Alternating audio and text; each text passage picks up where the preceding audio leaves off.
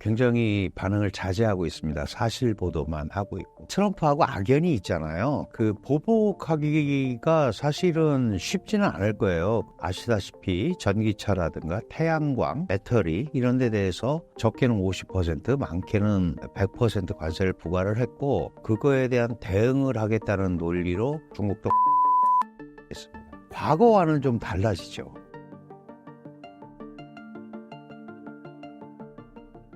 네, 저는 한국외국어대학교 국제지역대학원에서 중국을 공부하고, 중국이라는 데가 워낙 여러 군데 영향을 미치고 있으니까 자연스럽게 국제관계 이런 걸 연구하고 가르치는 강준영이라고 합니다. 미국 대선에서 트럼프가 당선됐습니다. 앞으로의 미중 갈등 양상이 어떻게 될 것으로 보시나요?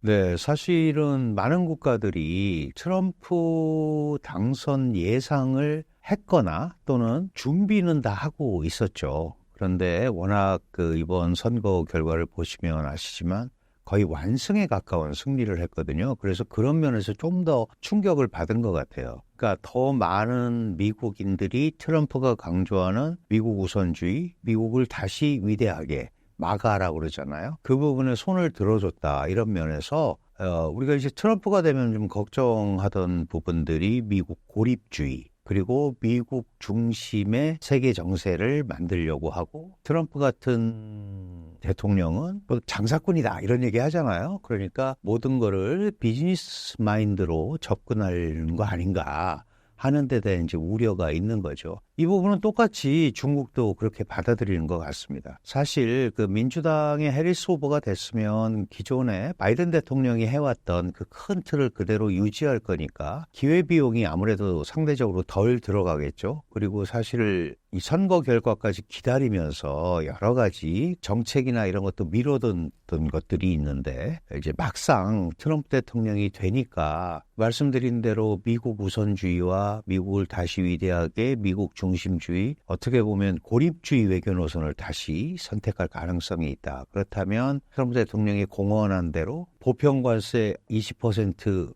일반 관세 이렇게 얘기하다가 중국에 대해서는 60% 이상, 그다음에 멕시코에서 만드는 중국 전기차는 1000%를 때리겠다. 이제 이런 얘기를 했단 말이에요. 그러니까 그게 그대로 하기는 여러 가지로 어렵지만, 어쨌든 바이든 행정부 때 하지 않았던 다른 형태의 대중 압박이 될 거기 때문에 중국이 이제 이걸 어떻게 받아들이느냐가 문제가 되겠죠. 강대강으로 갈 건지, 아니면 예상을 한 만큼 전략적으로 준비를 해서 미국과의 타협까지는 아니지만 얘기를 좀 진행하면서 갈등을 폭발시키지 않도록 최소화할 건지, 이제 이런 거에 대한 고민을 할 것 같아요. 근데 아시다시피 중국 내에도 강경파들이 있잖아요. 미국이 강하게 밀어붙이게 되면 중국도 이렇게 이대로 뒤로 계속 물러나면 안 되는 거 아니냐라고 얘기를 해서, 혹시 강대강의 대결 구도로 가게 되면 전 세계가 또 굉장한 어려움에 처할 수도 있다. 이렇게 이제 보는 거고요. 일단 중국은 관세를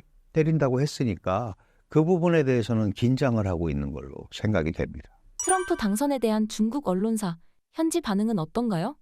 굉장히 반응을 자제하고 있습니다. 사실 보도만 하고 있고. 사실 트럼프하고 악연이 있잖아요. 코로나가 어디서 발생했느냐를 둘러싸고 우한 바이러스다, 그죠? 무한에서 발생한 바이러스다 이러면서 중국 책임론을 밀어붙였고, 그 다음에 관세를 부과했고, 관세를 부과한 이유가 결국은 훔친 기술과 불공정한 방법으로 물건을 만들어서 국제무역 질서도 해치고 미국의 일자리와 산업도 붕괴시켰다. 그래서 중국과 타협하기는 굉장히 어렵다. 게다가 거기에서 획득한 돈을 가지고 미국의 아성이라고 할 수 있는 달러 패권 군사력에 도전한다. 이런 메커니즘 때문에 그 도전을 못하게 하기 위해서, 도전자의 반열에서 떨어뜨리기 위해서 사실은 이제 관세를 부과하기 시작했고, 기술 패권 전쟁을 시작을 한 거거든요. 트럼프 대통령 4년밖에 안 했잖아요. 더 해야 되는데. 그러니까 이제 다시 돌아왔기 때문에 기존에 했던 거에 조금 더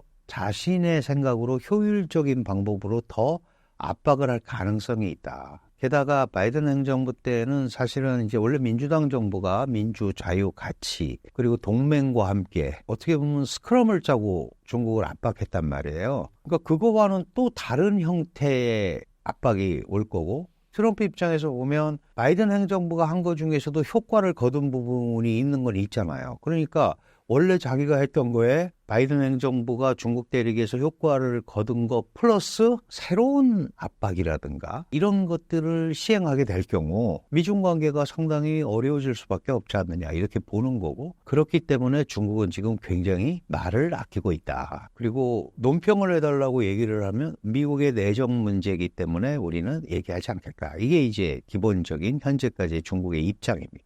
그렇다면 중국은 관세나 미국 제재에 대한 보복은 하지 않을까요?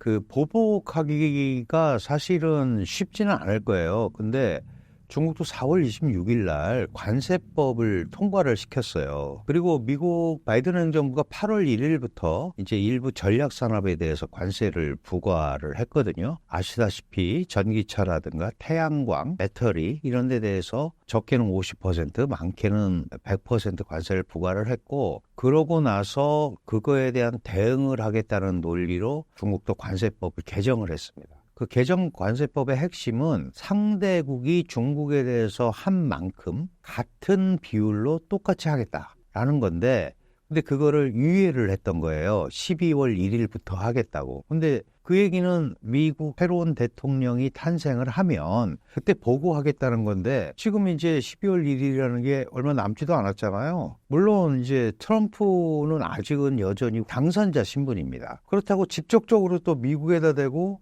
그런 걸 하기도 어렵잖아요. 그러니까 일단은 물밑 대화를 하면서 그 수위를 조절하는데 초점을 맞출 거다. 그래서 트럼프 대통령이 그 당선이 되고 나서 이제 시진핑 중국 국가주석과 통화를 했죠. 그러면서 이제 미중이 다 중요한 나라고 안정적으로 잘 관리해보자. 이제 그 정도 인사말 정도만 했고, 지금은 아주 물밑에서 중국은 중국대로 굉장히 교도면밀한 준비를 할 거고, 미국은 또 말할 것도 없겠죠. 그걸 계속 해왔으니까. 그래서 어쨌든 미중 간에는 실제로 관세 전쟁이 일어나든 안 일어나든 일단은 그런 분위기를 가지고 갈 수밖에 없는 그런 어려운 상황이다, 이렇게 말씀드릴 수 있습니다.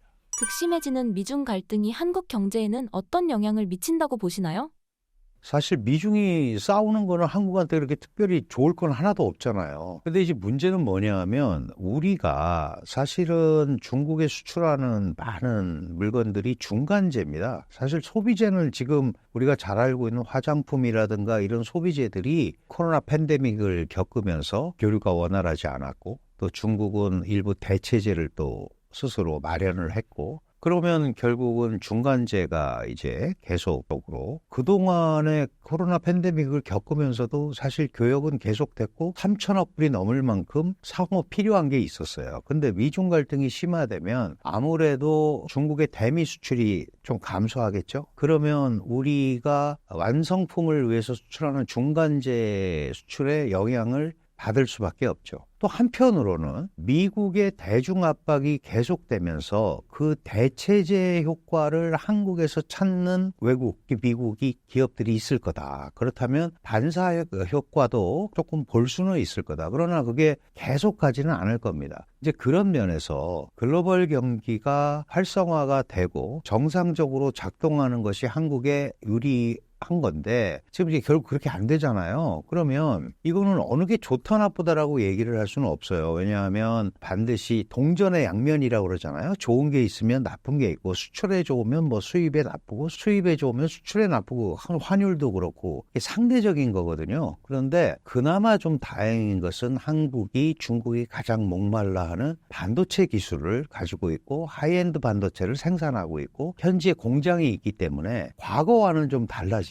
과거처럼 예를 들어서 소비재나 이런 부분들이 제대로 한국 제품이 작동하지 않는데 뭐 한국에 대해서 보복을 한다거나 이러기는 어렵잖아요. 마찬가지로 중국 경제도 해외 경제와 연계가 돼서 가야 되는 그런 상황이기 때문에, 그런 직접적인 일단 갑작스러운 보복이나 예를 들어서 미국에서 이렇게 한다고 그래서 하는 거는 조금 피하려고 할 거다. 그리고 지금 가장 핵심적인 거는 계속 나오지만 내수를 어떻게 진작시켜서 민생 경제를 회복할 거냐가 관건이죠. 그거가 잘못되면 아시다시피 중국은 상당한 사회 혼란에 빠질 수밖에 없습니다. 그러니까 오히려 그런 부분을 염두에 두고 미국과는 직접적인 갈등보다는 일단은 트럼프 행정부가 어떻게 나올 건지, 물론 강경하게 나올 거라는 거 다 예상을 하고 있지만 그런 부분에 대한 초점을 맞추면서 일단 민생경제 회복에 더 신경을 쓰지 않을까 이렇게 생각이 됩니다. 지금까지의 미중 갈등으로 중국이 얻은 득과 실은 무엇이 있나요?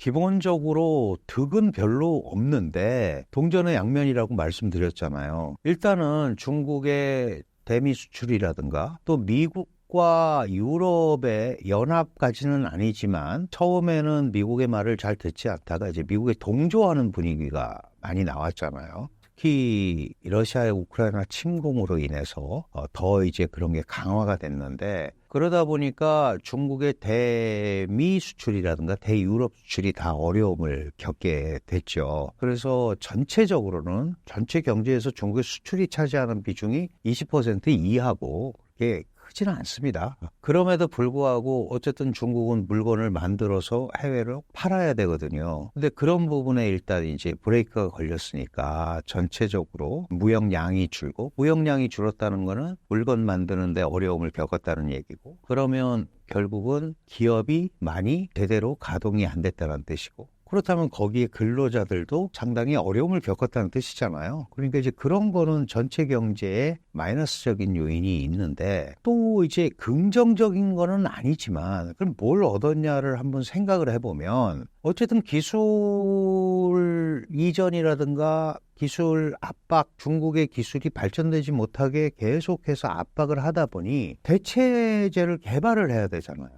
이제 그런 상황에서 중국이 수입 대체 효과를 거두기 위한 대체제를 개발한 것들도 상당히 있다. 그리고 몇 년간 그런 압박이 계속되면서 중국의 일부 기술들은 상당 부분 올라왔다. 이제 이런 점은 지금 시진핑 체제가 가장 강조하고 있는 과학기술 자립, 과학기술로 무장된 사회주의 이런 걸 강조하거든요. 그래야 이제 미국의 통제를 안 받게 되니까. 이런 부분에 대해서는 일정한 기초를 닦으면은 꼭 그걸 득이라고 할 수는 없지만 상대적으로 그런 부분이 조금 효과적으로 나타날 수는 있었다. 이렇게 볼 수는 있을 것 같아요. 중국의 군사적 위기감이 커지고 있는데 트럼프 당선으로 인해 더 심해질 거라고 보시나요?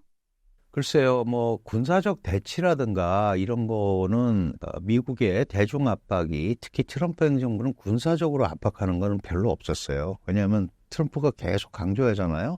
자기가 재임하는 기간 동안에는 어떤 전쟁도 일어나지 않았고 우리는 그런데 개입하지도 않았다. 기본적으로 고립주의고 불개입주의예요. 그런데 이 동아시아 지역, 특히 남중국해 대만 해협으로 이어지는 이거는 이제 국제적으로 굉장히 중요한 수송로이기도 하고 또 미국의 서태평양 전략의 핵심입니다. 인도태평양 전략도 사실은 트럼프 정부 말기에 중국을 압박하기 위해서 큰 틀에서 만들어 놓은 시스템이거든요. 그러니까 그거는 그대로 유지가 될 거고 그러면 그 첫 번째 각축장이 아마도 남중국해를 둘러싸고 일어날 수밖에 없는 거죠. 그리고 대만 해협 문제도 마찬가지입니다. 대만 해협의 안정과 평화가 중요하다. 중국은 계속해서 그걸 내정 간섭이라고 얘기하지만 미국 입장에서는 현상이 변화되면 안 되고 남중국해는 중국이 90%가 자기네 바다라고 주장을 하지만 실질적으로 거기는 공해라는 거죠. 퍼블릭 시. 그렇기 때문에 어떤 국가든 항행의 자유가 있다. 그래서 지금 항행의 자유 작전을 하잖아요. 그러니까 그런 기존의 흐름은 그대로 가지고 갈 거다. 새로운 도발은 하지 않더라도. 사실 그런 것 때문에 중국이 그런 걸 하지 말라고 그리고 우리가 그렇게 호락호락하지 않다라는 걸 보여주기 위해서 얼마 전에 ICBM 실험을 했잖아요. 40년 만에. 그런 걸로 이미 우리가 준비가 돼 있다는 걸 보여주고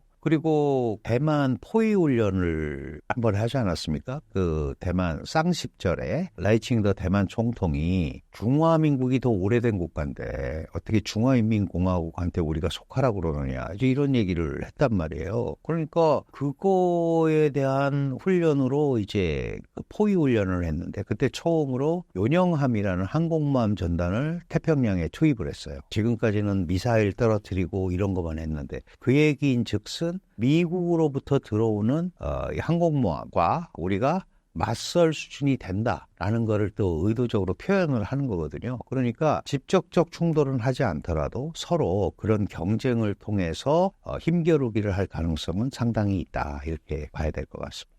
교수님께서는 미중 갈등이 어떻게 하면 해결될 수 있을 것이라고 보시나요? 그래서 미중 갈등은 해결되는 가능성이 거의 없습니다. 왜냐하면 중국의 입장에서 보면 지금 미국의 힘이 어쨌든 예전보다는 약해졌잖아요. 유일 초강대국에서 조금은 내려온 거 아니야. 그러면 중국은 개혁개방이라는 걸 통해서 세계적 국가가 됐습니다. 이미 2010년에 일본을 물리치고 GDP가 세계 2위가 됐고 구매력 평가지수로 미국을 오래전에 물리쳤단 말이에요. 그렇다면 이제는 중국도 미국과 어깨를 나란히 해야 되는 거 아니냐. 그러니까 이제 그게 미국을 극복을 해야 된다라고 생각을 하는 것 같아요. 그렇다면 뒤로 물러설 가능성이 없죠. 그럼 미국 입장에서 보면 자신들에 대한 명백한 도전이잖아요. 그러니까 미국은 누르려고 할 거고 중국은 그걸 뚫고 나오려고 할 거기 때문에 미중 갈등은 해결되기는 굉장히 어렵다. 그리고 원래 갈등은 해결하기가 어려워요. 제가 늘 갈등은 관리하는 거지 해결하는 게 아니다. 사실 바이든하고 시진핑이 2번을 대면으로 만났는데 그때마다 우리 두 나라가 갈등이 있는 거는 둘 다 안다. 특히 바이든 같은 경우는 그런 얘기를 했거든요. 갈등이 있는데 이 갈등이 충돌로 비화되는 거를 막자. 결국 그 정도 수준에서 관리를 할 거다. 왜냐하면 지금 상황에서 중국이 미국을 완벽하게 극복할 방법이 별로 없잖아요. 마찬가지로 미국도 그렇습니다. 중국을 완전히 모르는 척하면서 갈 수가 없다.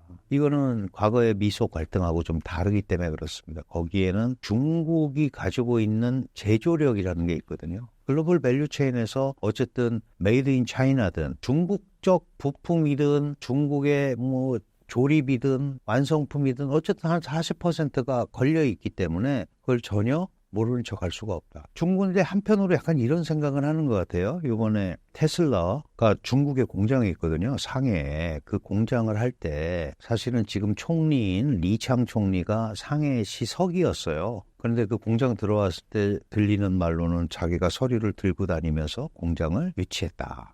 이제 그런 얘기를 하잖아요. 그런데 테슬라의 대장이 물론 이제 스페이스X라는 우주 사업도 하고 그러는데 트럼프한테 거의 2천억에 가까운 정치 자금을 투입을 하고 도박을 한 거잖아요. 그래서 중국과의 루트가 하나 있는 거죠. 그렇게 본다면. 그러니까 테슬라를 통해서 뭔가 교섭할 것도 생기고 이제 그런 흐름들이 생길 수 있기 때문에 일론 머스크를 통한 어떤 흐름들을 가지고 갈 수 있고 특히 일론 머스크는 장관을 이해 당사자이기 때문에 직접 나서서 하기는 어렵지만 규제개혁위원회 우리로 치면 그런 거에서 역할을 할 수 있지 않겠느냐. 그렇다면 일정 부분 조정 역할도 가능할 수도 있다. 이제 그런 거에 대해서 서로가 갈등이 충돌로 완벽히 비화되지 않도록 하는 그 중간다리 역할을 생각을 하고 있는 게 아닌가. 이런 거는 생각을 해볼 수가 있을 것 같아요.